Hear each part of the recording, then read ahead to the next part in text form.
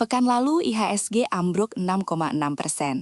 Investor asing kabur membawa 2,95 triliun rupiah dalam 5 hari, memukul BBCA, BBRI, dan BMRI secara bersamaan. Kapitalisasi pasar menyusut menjadi 12.736 triliun rupiah. Dan Senin ini indeks berbalik ke zona merah lagi setelah sempat rebound di sesi pertama.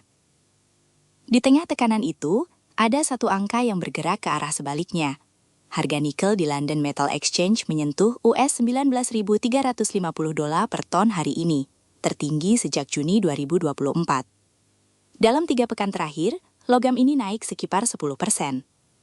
Bukan karena permintaan baterai EV melonjak, bukan karena Cina membuka stimulus besar, melainkan karena Indonesia, produsen nikel terbesar di dunia, secara aktif memangkas produksinya sendiri. Pertanyaan yang perlu dijawab, mengapa negara pengekspor nikel terbesar justru menjadi pemicu kenaikan harga nikel global? Dan apakah ini pertanda baik atau jebakan bagi saham-saham tambang domestik? Ada 2 tekanan yang menekan sisi suplai nikel secara bersamaan, dan keduanya berakar di Indonesia.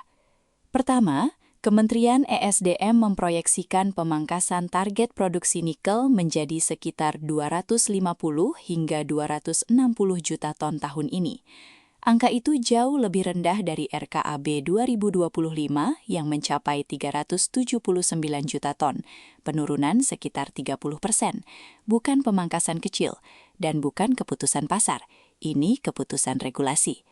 Kedua, sebanyak 106 perusahaan tambang mineral dan batu bara belum menyampaikan RKAB 2026 hingga hari ini. Kementerian ESDM sudah mengirimkan surat peringatan ketiga. Artinya, sebagian kapasitas tambang secara efektif sedang dalam status tidak beroperasi penuh, menunggu izin yang belum terbit.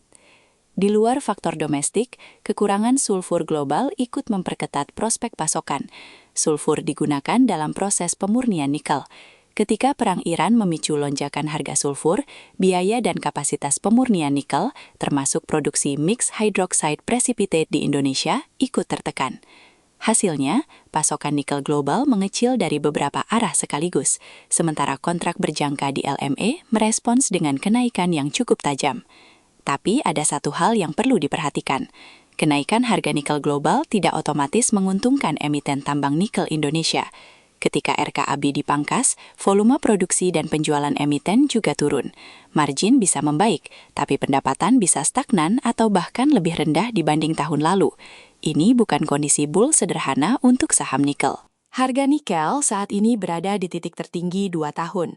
Pola yang menarik, pada siklus 2022 hingga 2023, nikel sempat melonjak ekstrim akibat short squeeze di LME, lalu anjlok dalam beberapa kuartal setelahnya. Kali ini pemicunya berbeda, bukan spekulasi posisi pendek, tapi pengetatan pasokan struktural dari produsen terbesar dunia. Jika kondisi ini berlanjut, ada 2 skenario yang bisa berkembang. Skenario pertama, pengangkasan RKAB konsisten dijalankan, sulfur tetap langka, dan harga nikel bertahan di atas US $18.000 hingga pertengahan tahun. Dalam kondisi itu, emiten seperti INKO dan MBMA berpeluang mencatat margin lebih baik meski volume lebih rendah. Nilai rupiah yang masih tertekan juga menguntungkan eksportir komoditas karena pendapatan dalam dolar. Skenario kedua, 106 perusahaan yang belum melapor RKAB akhirnya mendapat persetujuan serentak, pasokan global kembali longgar, dan harga nikel koreksi. Apalagi jika perundingan Iran-AS menghasilkan kesepakatan dan Selat Hormuz kembali penuh, tekanan sulfur bisa mereda dan momentum harga nikel kehilangan bahan bakarnya. Saat ini, keseimbangan masih condong ke skenario pertama selama RKAB tidak diperlonggar secara massal. Yang perlu diamati dalam beberapa hari ke depan, apakah Kementerian ESDM memberikan sinyal relaksasi kuota dan bagaimana pergerakan harga sulfur di pasar spot global. IHSG mungkin masih merah, tapi nikel sedang membuktikan bahwa tidak semua cerita hari ini bergerak ke arah yang sama.